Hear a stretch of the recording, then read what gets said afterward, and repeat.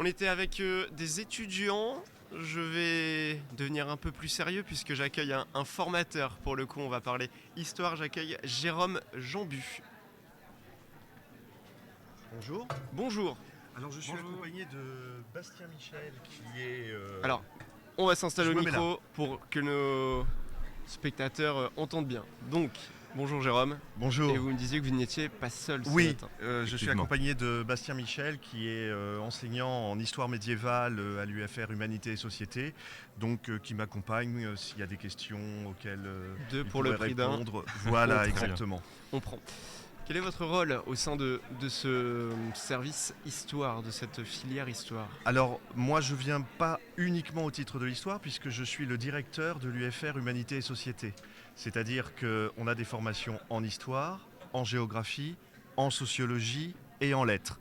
Donc au titre de directeur, je viens pour présenter un petit peu l'ensemble de ces formations.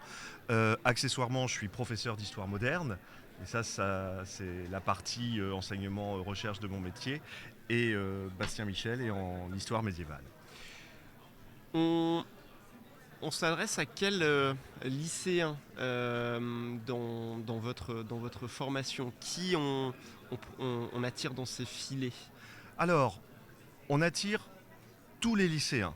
On peut recevoir tous les lycéens. Bien évidemment, le plus gros contingent et ce qui permet le taux de réussite le plus important, c'est d'avoir réalisé un bac général. Le plus général possible, avec des lettres, avec de l'histoire, avec de la géographie, etc. Cependant, on a un contingent relativement important de jeunes gens qui viennent de filières plus professionnelles, bac technologique, etc., qui ont été parfois mis dans ces filières au lycée sans trop savoir où ils pouvaient aller, et puis se découvrent un véritable goût, une véritable envie, et réussissent. Il n'y a pas que des échecs quand on vient d'un bac professionnel ou technologique à l'université. Donc je dirais qu'aux 3/4, c'est le bac classique. Et puis on a un quart de bac différents, voire de reprises d'études, qui offrent aussi de belles réussites. Je me tourne vers Bastien. Quand on parle de fac d'histoire, j'ai envie de dire, c'est un peu comme le droit ou la médecine. On a ces images d'amphi bondés en première année, de profs un peu hautains qui ne vous calculent pas. Est-ce que c'est la fac, l'université du Havre Normandie 2026 ? Ah, pas du tout, pas du tout. Et au contraire, on a des formations avec des taux d'encadrement qui permettent aux enseignants de très bien entourer leurs étudiants, de les suivre d'une année sur l'autre et donc de les permettre de monter en compétences progressivement au fur et à mesure de leur formation. D'autant plus que, on est maintenant éloigné du modèle du professeur d'histoire hautain et on a une autre manière d'enseigner par rapport aux années précédentes, et on a introduit dans les formations beaucoup de nouveautés avec l'IA, avec l'usage du numérique qui permettent aux étudiants de s'y retrouver et d'utiliser l'histoire dans le monde contemporain. J'ajouterais, si je peux me permettre, que les cours magistraux en amphi sont très minoritaires aujourd'hui. C'est à peu près un quart des enseignements. La majorité des enseignements, ce sont ce qu'on appelle des travaux dirigés, c'est-à-dire en classe, comme au lycée. Et l'avantage d'une université à taille humaine avec un taux d'encadrement, comme le disait Bastien, important, c'est qu'on peut se retrouver dans des petits groupes de 20, 25, 30 étudiants maximum, c'est-à-dire parfois moins nombreux en classe qu'ils pouvaient être au lycée. Donc il y a un encadrement qui ressemble un peu à celui du lycée, qui est, je pourrais dire, peut-être encore plus performatif, parce que les effectifs peuvent être réduits. Cette forme de continuité avec le lycée alors, au niveau de la réussite, vous me dites c'est encore plus performant. Au niveau de la pratique, ça vous permet quoi ? Alors, en fait, on est complètement en continuité avec le lycée, puisqu'il s'agit en fait de reprendre des exercices, des méthodes qui avaient déjà été pratiquées depuis la seconde, et d'amener ici les étudiants un petit peu plus loin pour maîtriser des compétences qui leur permettront ensuite de s'insérer professionnellement. Donc on est vraiment dans ce continuum avec l'enseignement secondaire. Et on est aussi dans ce continuum du point de vue de la culture que l'on apporte aux étudiants au fur et à mesure de leur formation, qui est en plus une culture qui reste très généraliste en licence, avec toutes les sciences humaines et sociales, et donc qui leur permet d'avoir un bagage qui est très important, et là aussi, qui leur permet de décrypter la société et le monde dans lequel ils vivent. Au niveau du contenu des cours, on va faire large, puisque l'université englobe beaucoup de formations. Au niveau des sciences sociales, aujourd'hui je suis un lycéen qui me dirige vers les sciences sociales. Si je choisis de l'économie, je dois connaître le PIB de Taïwan par cœur. Si je choisis de l'histoire, je dois connaître 1515 Marignan, ou c'est un peu différent? Alors, c'est un peu différent dans le sens où les jeunes gens arrivent avec leur bagage, mais que, comme le mentionnait Bastien à l'instant, on reprend tout. Oui, on reprend tout et on complète tout. C'est-à-dire il faut venir, j'allais dire, avec un goût, avec une envie. Et si on ne connaît pas 1515 Marignan, on va apprendre 1515 Marignan ou réapprendre 1515 Marignan. C'est-à-dire qu'il y a des prérequis, bien sûr. Avoir une idée en géographie de l'espace qui nous entoure, avoir une idée en histoire de la chronologie qui nous précède. Mais on a des problèmes avec quelques noms, on a des problèmes avec quelques dates. Eh bien, ça n'est pas un problème, puisqu'on est là justement pour asseoir tout ça, pour développer le tout. C'est à l'issue de la licence que ce devra être connu, mais pas à l'entrée de la licence. Donc on peut venir avec des lacunes du moment qu'on a une connaissance à peu près linéaire, enfin qu'il y ait un sens, voilà, je vous dis, de l'espace et du temps, très clairement, mais pas d'inquiétude puisqu'on est là pour apprendre, ou d'abord avant, pour comprendre, puis apprendre, et c'est à l'issue de la licence qu'on a le bagage attendu. À quel point le degré de réflexion de l'étudiant, plus que le par cœur, rentre en compte dans ces formations?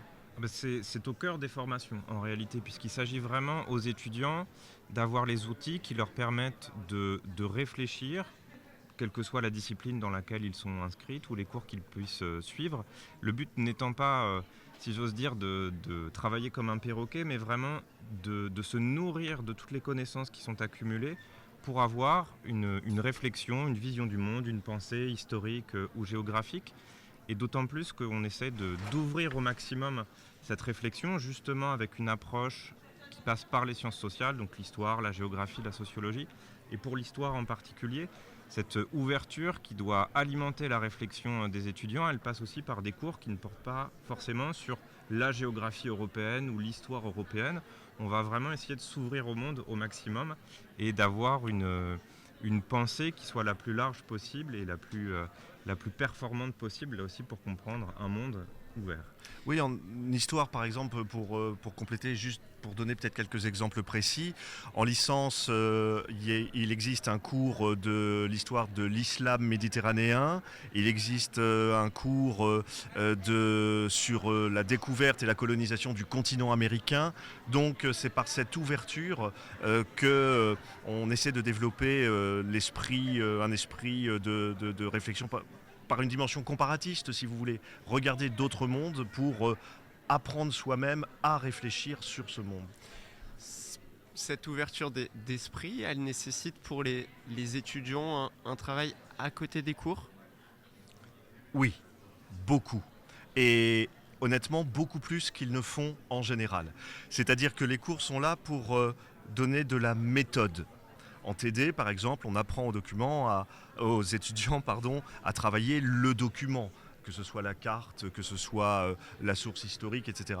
Mais une fois qu'on a appris la méthode, il faut l'appliquer. J'allais dire, c'est un petit peu aussi comme les mathématiques, c'est quand on sait pour savoir réaliser des équations, il faut pratiquer l'équation. Donc il y a un travail personnel important, un travail intellectuel personnel important qui passe notamment par la lecture.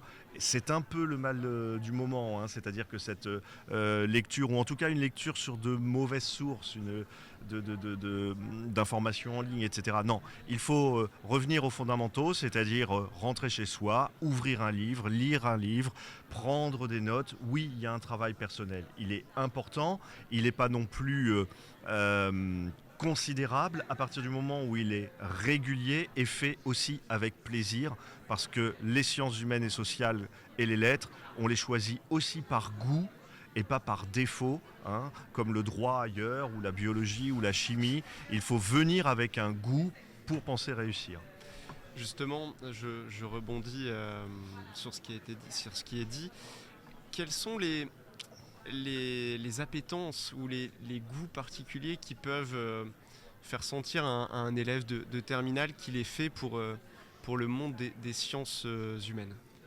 Tout simplement un goût pour le monde qui entoure ses étudiants et dans des dimensions très différentes. Par exemple, quelqu'un qui en géographie aurait un intérêt particulier pour les paysages, l'étude des espaces, en histoire en particulier quelqu'un qui aimerait visiter des musées, des collections patrimoniales, etc.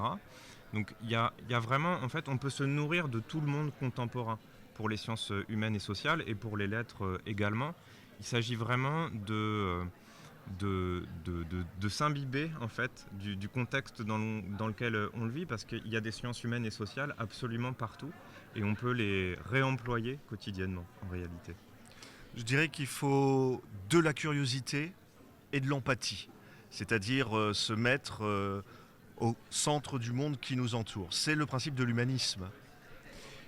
Alors, les lycéens sont en pleine réflexion, ils vont nous rejoindre en septembre, peut-être donc certains au sein de votre filière. Mais 3 ans, ça passe vite aussi. Les licences qui sont proposées sont purement théoriques ou on professionnalise déjà son parcours? On professionnalise très vite, et on professionnalise en fait, j'allais dire désormais, parce que c'est quelque chose qui se fait depuis peu de temps. On a des cours effectivement théoriques, on apprend l'histoire dans sa chronologie, l'histoire des faits, très bien, mais on apprend aussi les métiers de l'histoire. C'est-à-dire que dès la 2e année, et surtout en 3e année, des parcours permettent de découvrir des métiers en géographie, en sociologie, en histoire. Non seulement ces parcours permettent d'en apprendre plus, on en a un par exemple sur les métiers du patrimoine et du tourisme, sur les métiers de l'urbanisme et de l'aménagement. Donc non seulement ça permet de prévoir la suite, je pense notamment au master pour ceux qui voudraient poursuivre, sachant que la moitié de nos masters, enfin même les 3/4 sont professionnalisants, ce sont des masters qui apprennent un métier. Il y a en L3 par exemple le stage obligatoire, les étudiants vont découvrir un métier pendant au moins 2 semaines. Donc on va crescendo, si vous voulez, dans la découverte en licence des métiers. Les licences ne sont pas purement professionnalisantes, mais comment dirais-je, permettent de prévoir sa professionnalisation. Alors la petite histoire de ce live, c'est d'avoir un mot de la fin. Il serait lequel, si vous en aviez un, de mots de la fin? Est-ce que, finalement, je vais presque vous l'imposer, mais est-ce que ces formations, elles sont faites pour être prof d'histoire, prof d'économie, prof de géographie, ou c'est un peu plus? C'est beaucoup plus large que ça. C'est une composante importante, l'enseignement, du devenir professionnel des étudiants. Mais en fait, il y a toute une gamme d'orientations qui s'offre à eux, parce que c'est une formation qui donne une très solide culture générale et qui permet également aux étudiants de structurer leurs pensées, leurs réflexions, qui leur permet d'argumenter. Donc en dehors de l'enseignement, il y a tous les métiers qui sont liés au patrimoine, à la valorisation touristique. Il y a un certain nombre de concours de la fonction publique, de manière générale, qui sont accessibles à partir de ces formations. Et puis, je pense en particulier à l'histoire. Il y a toute une dimension aujourd'hui qui est liée à l'histoire publique, à la médiation culturelle. Et c'est aussi une voie qui permet d'accéder à ces filières-là. Et puis les métiers du journalisme, de la communication, pour ceux qui sont en sociologie et en géographie, de l'urbanisme, de l'habitat, de l'accompagnement social. Bref, une variété, un éventail de métiers bien plus large que seulement l'enseignement. En tout cas, des enseignants, il nous en faut aussi, donc on peut aussi rejoindre ces filières pour devenir enseignant du premier ou du second degré. Merci Jérôme Jambu, merci Bastien Michel. Merci. Je vous laisse aller renseigner les futurs étudiants qui Merci à vous. viennent visiter l'université à l'occasion des journées portes ouvertes. Bonne Merci. journée à vous.